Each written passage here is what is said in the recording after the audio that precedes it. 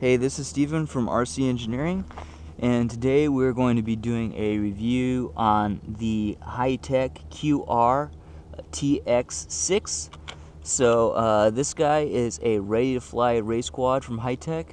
I picked this guy up on holiday, it was Black Friday, for $50 ready to fly. So what does it mean to be ready to fly? It comes with 2 sets of props.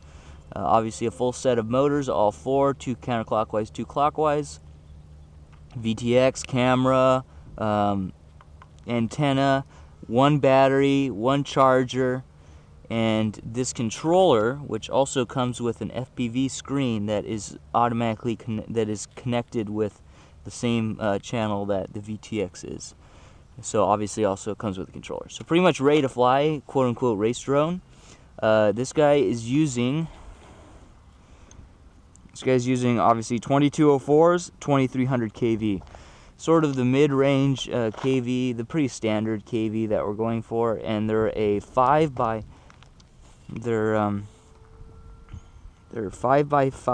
4 props. I would prefer 6 by 45 props. Those tend to put down better thrust, but that's fine for what we're working with. And it runs a 2003S from Hitec. And I really like this battery. I've killed it and it still jumps back. So it's actually a good cell, even though a good set of cells, even though it does not say what the C rating is. I still like it. So what we're gonna do is we're gonna plug this guy in, and it has a whole bunch of LEDs on it, and I'm gonna show you guys around here really quick. Here's the front. And then here it has a piece of carbon fiber on the bottom.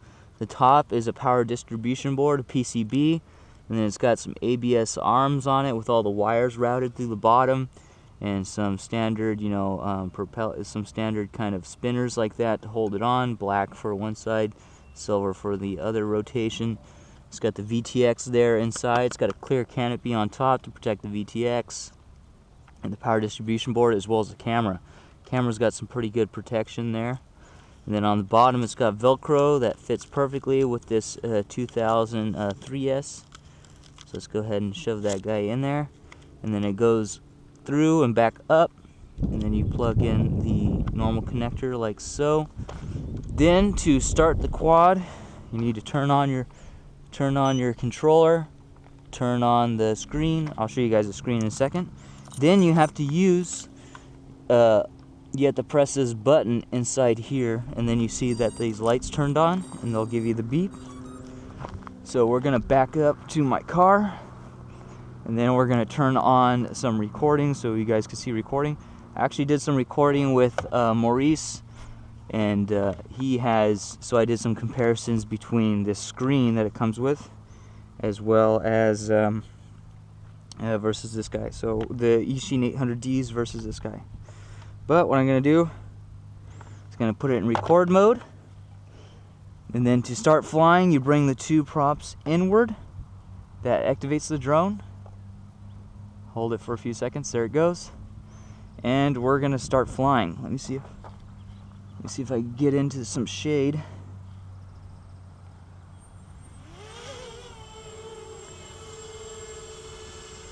So this guy, I'm going to have it hover there. This guy's got a few options. It's got different options for responsiveness. It has mild and fast responsiveness. Fast is basically like a slow acro mode, and then it has a low and high stability. So right now I'm actually in low stability. I'm going in now high stability.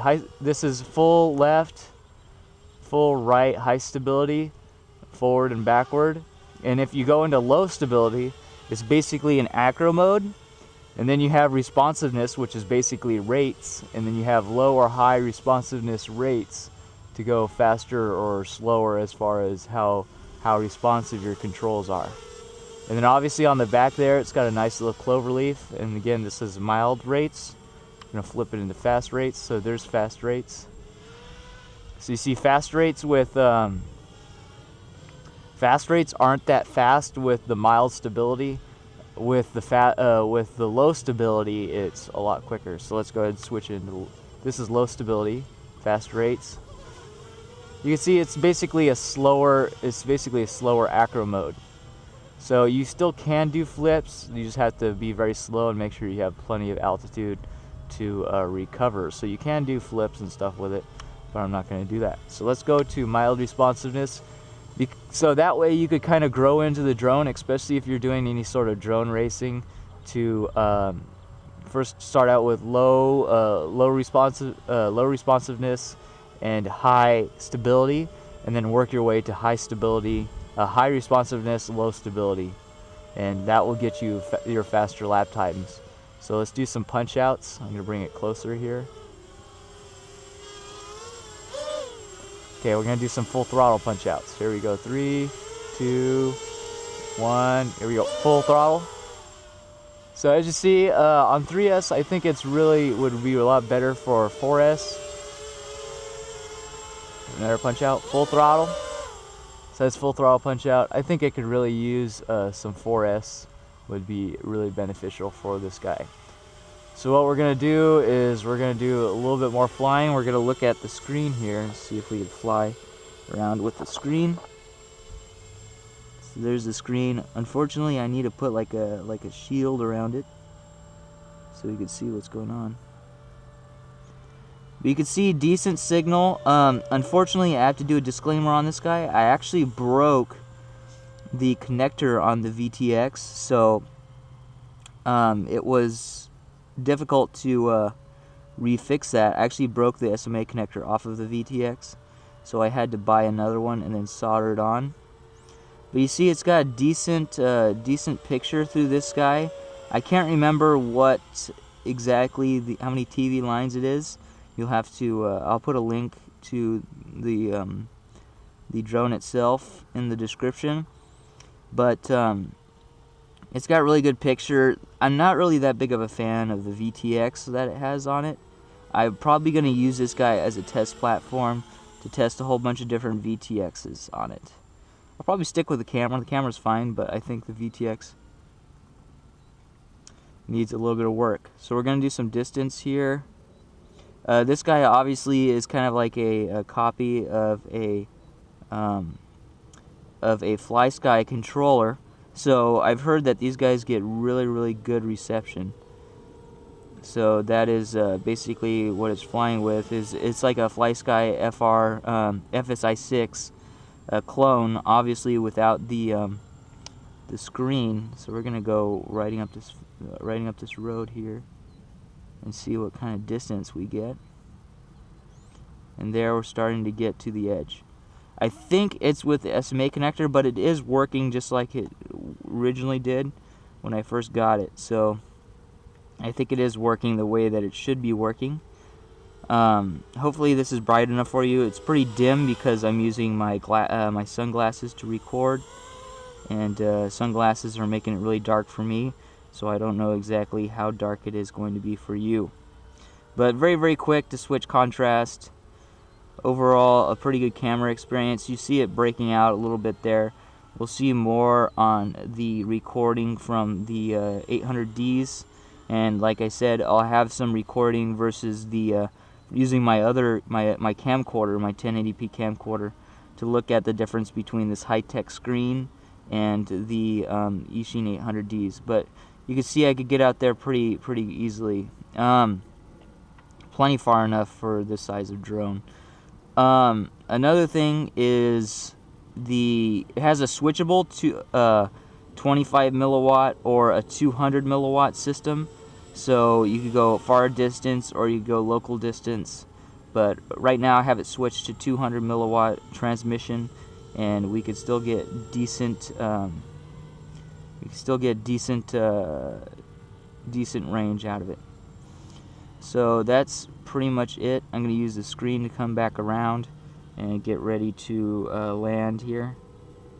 So what I'm going to do is I'm going to rotate it so I know the direction, and I'm going to try to find it. There it is. So again, on the 2000, when you're just kind of flying around like that, you could easily get 4 to 5 minutes, maybe 6. Hitec itself recommends that you could do 6. But overall, a very nice drone that you could start out with, and then start upgrade the motors to higher kV, larger motors. Unfortunately, I think on this particular On this particular layout, as far as the frame, it might be a little difficult to fit bigger things on it, but you'll be able to do it. So here, gonna go ahead and turn this off, the screen off, turn off the controller. But there are a few problems with it, so I'm gonna go ahead and back up towards my car and talk a little bit about the problems. Number one is, like I said, the VTX. I'm not too big of a fan of the VTX. Number two is how you switch channels. You switch channels there with the this switchboard here by flipping them back and forth. And there you can see my new solder job of this connector because I broke it off. I did acro mode and I did a 1.5 flip because I'm new to acro mode. And I went full throttle downwards and smashed this guy and broke the connector off. And then in here you can see that it's got the connector for 200 milliwatt versus 25 milliwatt, and then there's where the VTX connects in.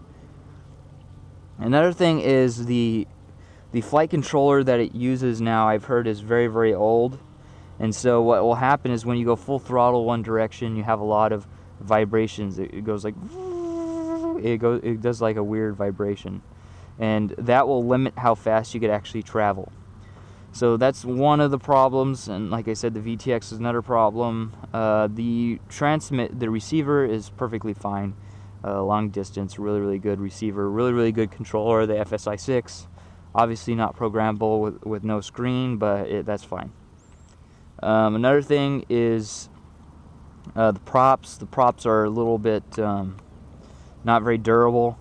So I'm thinking of swapping these with 645s, 0645s, or maybe some like tri-blades, some really, really impact resistant tri-blades. But overall, very, very cool frame, very, very good deal. Now they're selling them for about $100. I'm sure they might. I'm pretty sure that they're still selling them.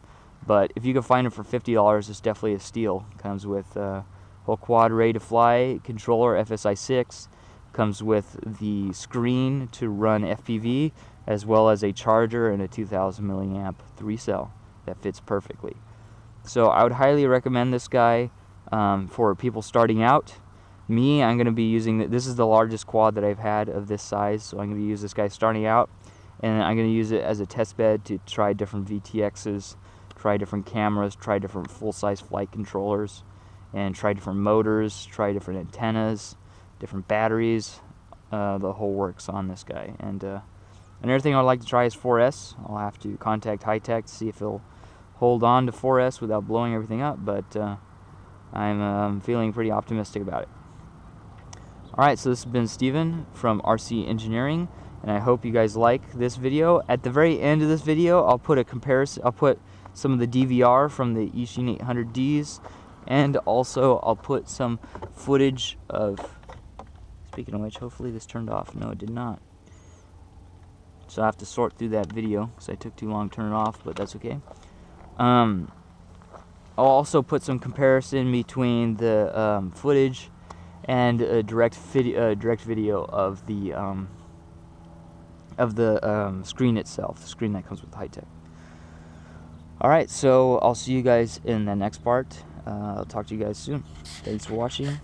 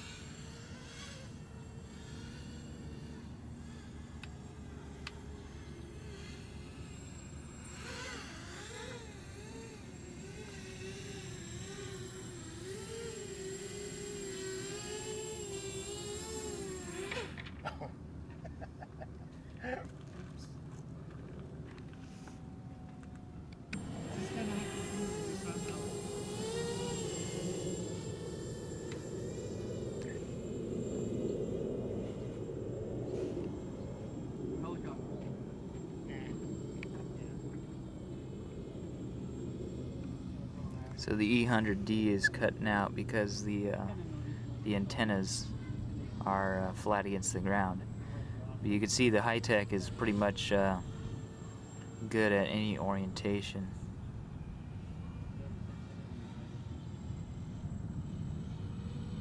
So also I'll try to attach some DVR. So I'll start recording on the Eachine 800Ds, and then we'll do another minute or so of this. So how's the distance on your end over there, Maurice? I was looking, doing more line of sight, so I was really looking at the screen. Yeah.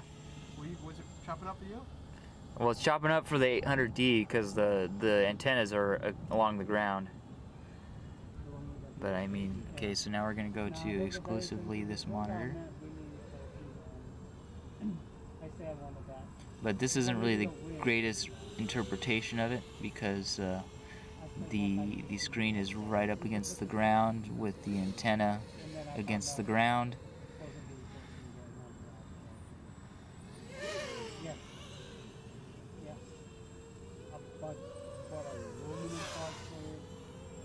But overall, it's a great monitor. It's got decent distance for racing, plenty of distance for racing. Yeah. Alright, we'll try to attach some DVR at the end of this.